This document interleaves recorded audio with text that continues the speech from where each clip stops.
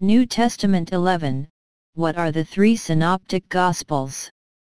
First, by Catholics. What are the three synoptic Gospels? In fact, it's quite simple to understand.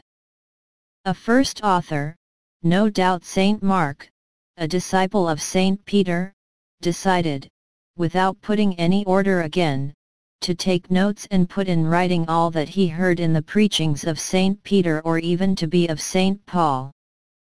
So there came out a first writing called the Gospels according to Saint Mark, and this writing was very successful among the first Christians who recopied it, and he dispersed at the beginning, throughout the Church.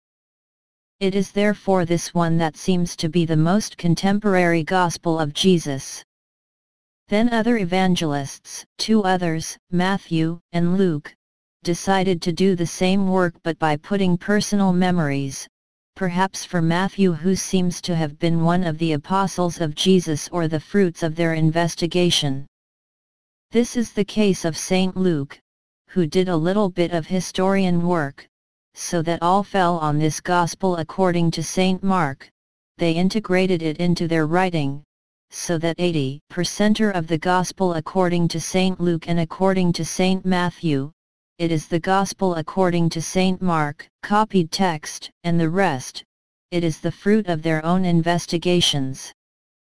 So synoptic Gospels are called to put in three columns these stories and, opposite, the verses which are the same, which correspond, with some many variations.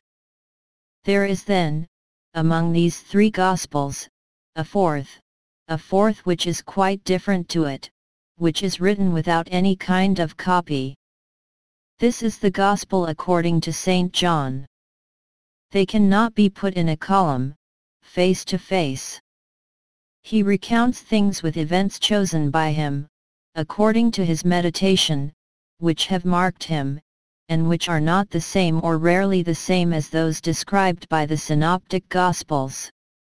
Does that mean that Saint John is wrong? No. It means that Jesus did so many things that if we wanted to tell, that's what Saint John says at the very end of his Gospel, the whole world could not contain the books we could to write. Saint John does not do it in search of historian. He witnessed things. He is investigating, contemplative. That is why it is attributed, among the four Gospels, the symbol of the eagle, the one who penetrates the mystery of God most deeply.